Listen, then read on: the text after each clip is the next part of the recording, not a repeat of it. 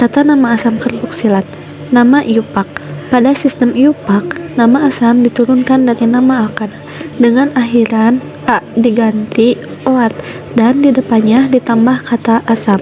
Secara umum, tata nama asam karboksilat sama sebagaimana aldehida sebab gugus fungsinya sama-sama di ujung rantai. Contoh, HOOC menjadi COOH atau HOOC min CH2 sama dengan COOH. Asam karboksilat yang memiliki dua gugus COOH disebut dengan asam alkanadioat, sementara yang punya tiga gugus COOH disebut asam alkanatrinoat. Nama trivial asam karboksilat diambil dari nama asal asam tersebut di alam, misalnya C2H5COOH disebut sebagai asam propionat karena protopion artinya lemak awal.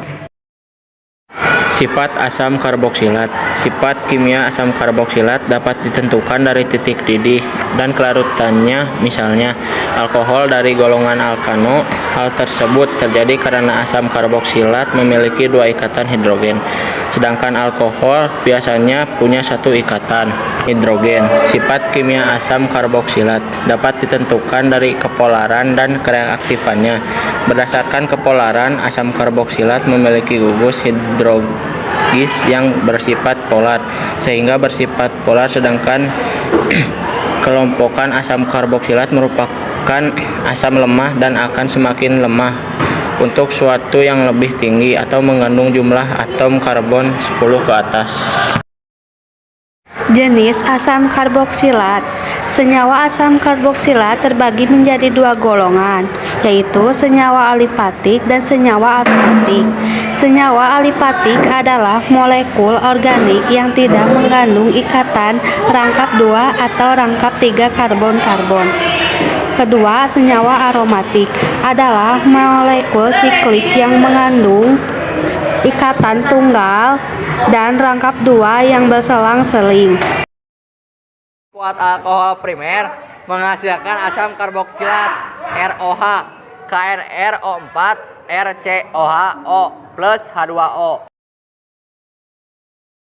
Contoh, CH3, CH2OH atau etanol diubah menjadi CH3, COH plus H2O atau AS etanol. Oksidasi aldehid menghasilkan AS karboksilat. Contoh, CH3 CH etanal, CH3C OH. Kegunaannya mengumpulkan lateks, menyamak kulit, membuat plastik. Pada asam format atau dikenal sebagai asam semut digunakan untuk mengumpalkan lateks atau disebut juga getah karet. Selanjutnya ada isomer asam karboksilat dari C4H8O2 beserta namanya masing-masing. Untuk asam karboksilat, artinya kita harus punyai gugus fungsi COOH di bagian karbon ujung untuk isomer pertama. Kita dapat membuat rantai asam karboksilat dengan rantai lurus. Di sini kita punya COOH, CH2, CH2, dan CH3.